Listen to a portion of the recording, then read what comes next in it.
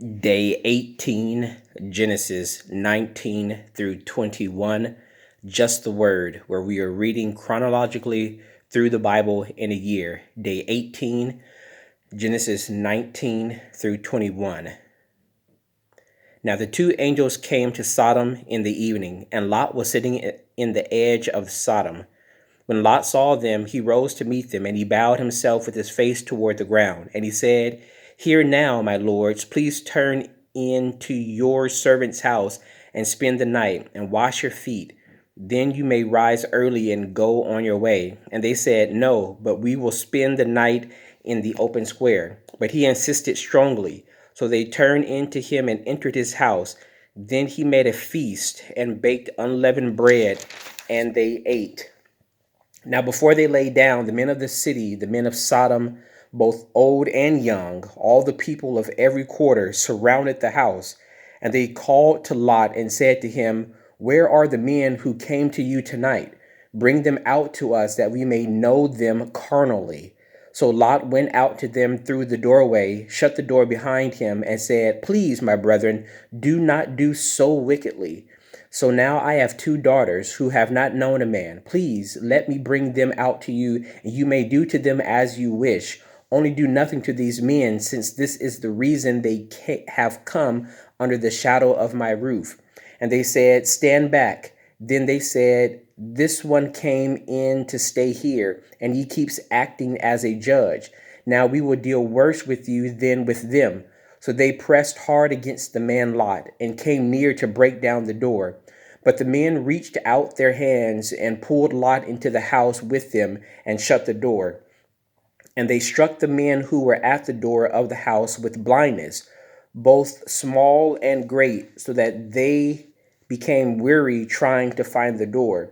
Then the man said to Lot, "Have you anyone else there? Son-in-law, your sons, your daughters, and whomever you have in the city? Take them out of this place. For we will destroy this place, because the outcry against them has grown great before the face of the Lord, and the Lord has sent us to destroy it." So Lot went out and spoke to his son-in-law, who had married his daughters, and said, "Get up, get out of this place, for the Lord will destroy this city." But to his son-in-laws he seemed to be joking. When the morning dawned, the angels urged Lot to hurry, saying, "Arise, take your wife and your two daughters who are here, lest you be consumed in the punishment of the city." And while he lingered, the men took hold of his hand, his wife's hand, and the hands of his two daughters, the Lord being merciful to him, and they brought him out and set him outside the city. So it came to pass, when they had brought them outside, that he said, "Escape for your life. Do not look behind you, nor stay anywhere in the plain. Escape to the mountains, lest you be destroyed." Then Lot said to them, "Please, no, my lords. Indeed, now your servant has found favor in your sight, and you have increased your mercy, which you have shown me by saving my life. But I cannot escape to the mountains, lest some evil overtake me and I die. See now, this city is near enough to flee to, and it is a little one. Please let me escape there. Is it not a little one? And my soul shall live." And he said to him, "See, I have favored you concerning this thing also, and that I will not overthrow this city for which you have spoken. Hurry, escape there, for I can not do anything until you arrive there." Therefore the name of the city was called Zoar. The sun had risen upon the earth when Lot entered Zoar, when the Lord rained brimstone and fire on Sodom and Gomorrah from the land out of the heavens. So he overthrew those cities, all the plain, all the inhabitants of the cities, and what grew on the ground. But his wife looked back behind him, and she became a pillar of salt. And Abraham went early in the morning to the place where he had stood before the Lord. Then he looked toward Sodom and Gomorrah and toward all the land of the plain. And he saw, and behold, the smoke of the land which went up like the smoke of a furnace. And it came to pass, when God destroyed the cities of the plain, that God remembered Abraham and sent Lot out of the midst of the overthrow, when he overthrew the cities in which Lot had dwelled.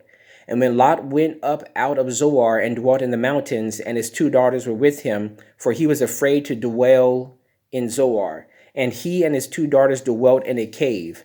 Now the firstborn said to the younger, our father is old, and there is no man on the earth to come in to us as in the custom of all the earth.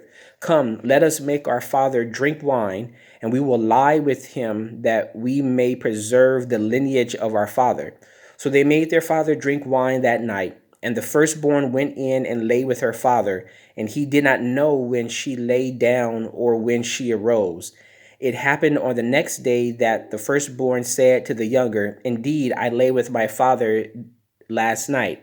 Let us make him drink wine tonight also, and you go in and lie with him, that we may preserve the lineage of our father. Then they made their father drink wine that night also, and the younger arose and lay with him, and he did not know when she lay down or when she arose. Thus both the daughters of Lot were with child by their father. The first bore a son and called his name Moab. He is the father of the Moabites to this day. And the younger, she also bore a son and called his name Ben Ami. He is the father of the people of Ammon to this day. Chapter 20. And Abraham journeyed from there to the south and dwelt between Kadesh and Shur and stayed in Gerar. Now Abraham said to Sarah, his wife, she is my sister. And Abimelech, king of Gerar, sent and took Sarah. But God came to Abimelech in a dream by night and said to him, indeed, you are a dead man because of the woman whom you have taken, for she is a man's wife. And Abimelech had not come near her, and he said, Lord, will you slay a righteous nation also? Did he not say to me, she is my sister? And she, even she herself said, he is my brother. In the integrity of my heart and innocence of my hands, I have done this. And God said to him in a dream, yes, I know that you did this in the integrity of your heart, for I also withheld you from sinning against me. Therefore, I did not let you touch her. Now, therefore, restore the man's wife, for he is a prophet, and he will pray for you, and you shall live. But if you do not restore her, know that you shall surely die, you and all who are yours. So Abimelech rose early in the morning, called all his servants, and told all the things in their hearing, all these things in their hearing. And the men were very much afraid. And Abimelech called Abraham and said to him, what have you done to us?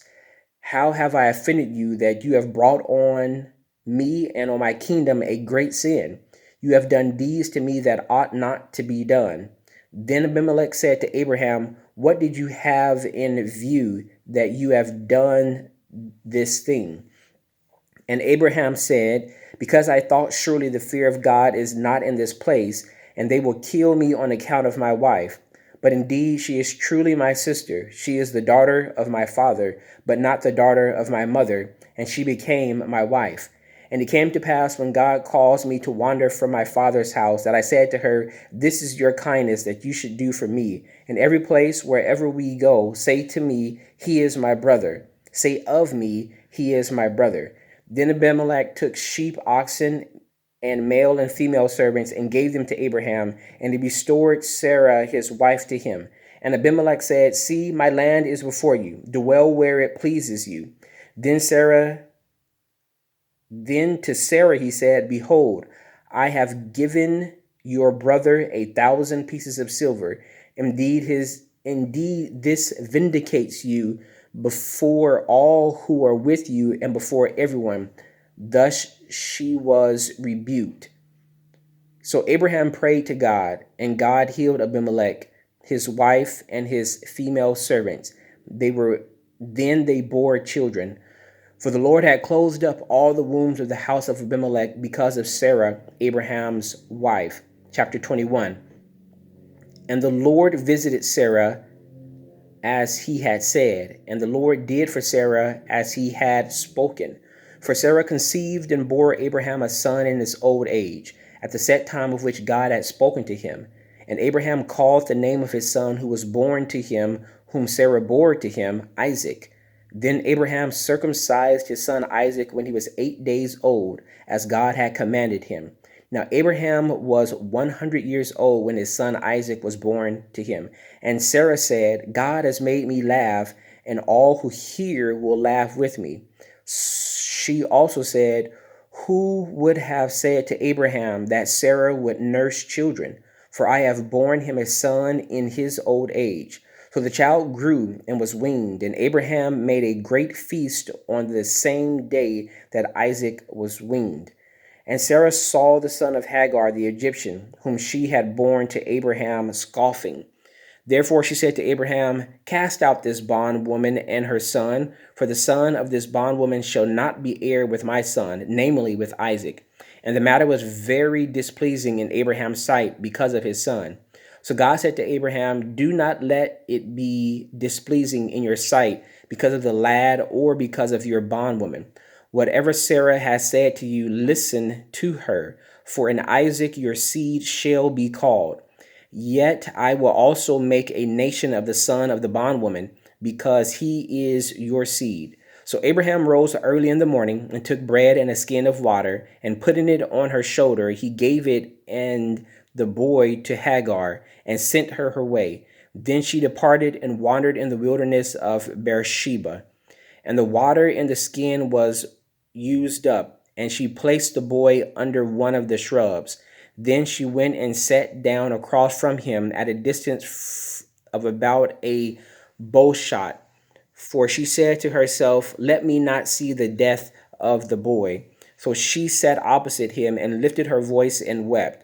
And God heard the voice of the lad. Then the angel of God called to Hagar out of heaven and said to her, what ails you, Hagar? Fear not, for God has heard the voice of the lad where he is. Arise, lift up the lad and hold him with your hand, for I will make him a great nation. Then God opened her eyes, and she saw a well of water, and she went and filled the skin with water and gave the lad a drink. So God was with the lad, and he grew and dwelt in the wilderness and became an archer. He dwelt in the wilderness of Paran, and his mother took a wife for him from the land of Egypt. And it came to pass at that time that Abimelech and Phichol, the commander of his army, spoke to Abraham, saying, God is with you in all that you do. Now therefore swear to me by God that you will not deal falsely with me, with my offspring, or with my posterity, but that according to the kindness that I have done to you, you will do to me and to the land in which you have dwelt. And Abraham said, I will swear. Then Abraham rebuked Abimelech because of a well of water which Abimelech's servants had seized. And Abimelech said, I do not know who has done this thing. You did not tell me, nor had I heard of it until today. So Abraham took sheep and oxen and gave them to Abimelech, and the two of them made a covenant. And Abraham set 7 ewe lambs of the flock by themselves. Then Abimelech asked Abraham, what is the meaning of these 7 ewe lambs which you have set by themselves? And he said, you will take these 7 ewe lambs from my hand, that they may be my witness that I have dug this well. Therefore he called that place Beersheba, because the two of them swore an oath there. Thus they made a covenant at Beersheba. So Abimelech rose with Phichol, the commander of his army, and they returned to the land of the Philistines. Then Abraham planted a tamarisk tree in Beersheba, and there called on the name of the Lord, the everlasting God. And Abraham stayed in the land of the Philistines many days. May the Lord add a blessing to the reading of the word. This was day 18, Genesis 19 through 21.